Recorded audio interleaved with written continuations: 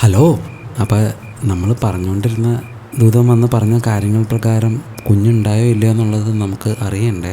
അപ്പോൾ ആ കഥ നമുക്ക് അതിൻ്റെ കണ്ടിന്യൂവേഷനാണ് ഇന്ന് പറയാൻ പോകുന്നത്. ആരൊക്കെയാണ് ആ കഥ കേൾക്കാൻ വേണ്ടി കാത്തിരിക്കുന്നത്? അപ്പോൾ ദൂതൻ വന്ന് യോസെഫിൻ്റെ അടുത്തും കല്യാണം ഉറപ്പിച്ചിരുന്ന മറിയയുടെ അടുത്തും യോസെഫിൻ്റെ അടുത്തും കാര്യങ്ങൾ വന്ന് ഒരു കുഞ്ഞുണ്ടാവുന്ന കാര്യം പറഞ്ഞു. അങ്ങനെ അവർ കാത്തിരുന്നു. അവർ രണ്ടുപേരും കുഞ്ഞുണ്ടാവാൻ വേണ്ടി കാത്തിരുന്നു. അങ്ങനെ കാലങ്ങൾ കുറച്ച് മാസങ്ങൾ മുന്നോട്ട് പോയി കഴിഞ്ഞപ്പോൾ അവിടുത്തെ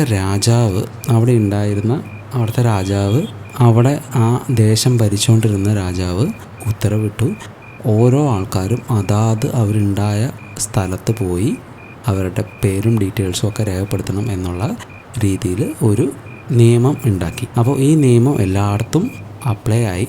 ഈ നിയമം കേട്ടപ്പോൾ ആൾക്കാരെല്ലാം അവരവർ ജനിച്ച നാട്ടിൽ പോയി അവരുടെ പേരും ഡീറ്റെയിൽസും കാര്യങ്ങളൊക്കെ കൊടുക്കാൻ വേണ്ടി പോയി. ഇപ്പോൾ നമ്മൾ മക്കൾ സ്കൂളിലൊക്കെ പഠിക്കുന്ന സമയത്ത് ആധാർ കാർഡോ അങ്ങനെയുള്ള കാര്യങ്ങളൊക്കെ പ്രിപ്പയർ ചെയ്യില്ലേ.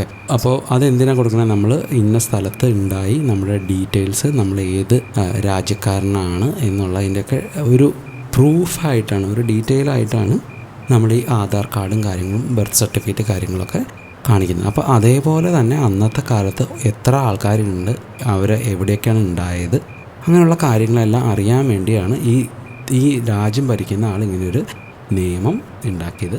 അപ്പോൾ ആ നിയമം അനുസരിക്കാൻ വേണ്ടി ഈ യോസേഫും ഗർഭിണിയായിട്ട് കൊച്ചിനെ വയറ്റിൽ വെച്ചുകൊണ്ട് മറിയയും കൂടി അവർ ഗലീലയിലെ നസ്രയത്ത് പട്ടണം വിട്ട് അവരുണ്ടായ സ്ഥലമായ ബെത്ലഹേമിൽ വന്നു. അവിടെ അവർ ഇരുന്നു കൊണ്ടിരുന്ന സമയത്ത് ഈ മറിയയ്ക്ക് വയറ്റിൽ കിടക്കുന്ന കൊച്ച് കിടന്ന് ഭയങ്കര വേദന ഉണ്ടാക്കാൻ തുടങ്ങി. അപ്പോൾ അങ്ങനെ ഈ കൊച്ച് വെളിയിലോട്ട് വരാൻ തുടങ്ങുമ്പോൾ അമ്മമാർക്ക് ഭയങ്കര വേദന ഉണ്ടാവും.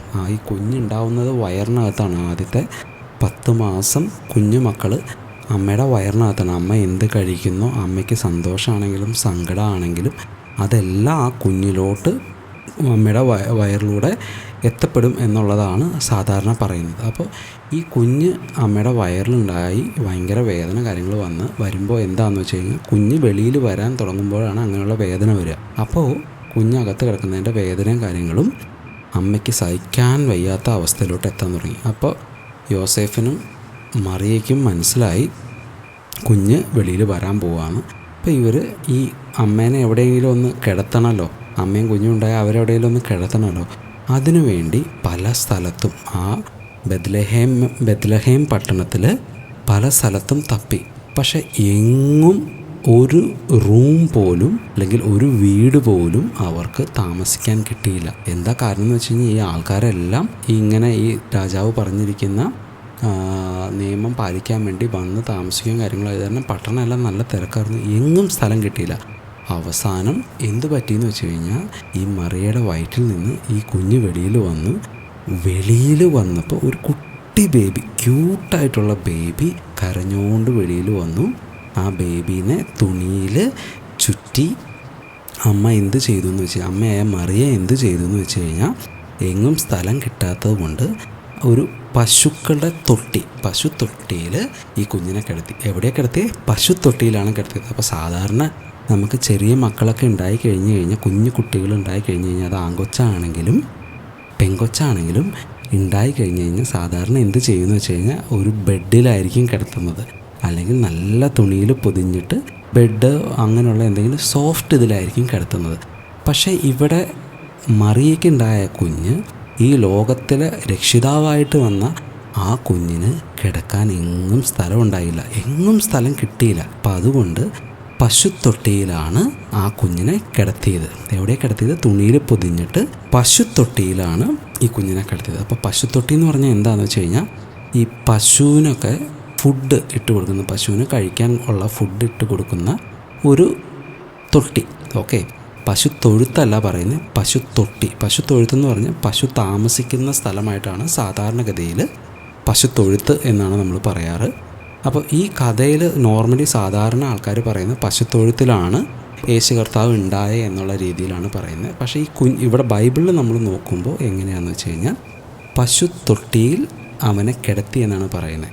ഓക്കെ, അപ്പോൾ പശുത്തൊട്ടി എന്ന് പറഞ്ഞു കഴിഞ്ഞാൽ പശുക്കൾ ഈ ഭക്ഷണം കഴിക്കാൻ വേണ്ടി വെച്ച് കൊടുക്കുന്ന സ്ഥലത്താണ് പശുത്തൊട്ടി എന്ന് പറയുന്നത്. അതൊരു ബോക്സ് പോലെയുള്ള ഇതാണ്. അപ്പോൾ അതിലാണ് ഈ കുഞ്ഞു ബേബീനെ ഈ മറിയ, ആ കുഞ്ഞു ബേബിയുടെ അമ്മയായ മറിയ തുണികളൊക്കെ നല്ല ചുറ്റി ഭംഗിയായിട്ട് അതിൽ കൊണ്ടുപോയി കിടത്തി. എന്നിട്ട് ആ ഉണ്ടായ കൊച്ചിൻ്റെ ദൈവം ദൂതൻ ഇടാൻ പറഞ്ഞ പേരെന്തായിരുന്നു എന്ന് വെച്ചാൽ യേശു എന്നായിരുന്നു. അപ്പോൾ യേശു കർത്താവ് ഉണ്ടായത് ഇങ്ങനെയാണ്. അപ്പോൾ ഈ ലോകത്തെ രക്ഷിക്കാൻ വന്ന ദൈവത്തിൻ്റെ പുത്രനായി അവതരിച്ചത് ആരായിരുന്നു? യേശു കർത്താവായിരുന്നു. ആ യേശു കർത്താവിൻ്റെ അമ്മ ആരായിരുന്നു?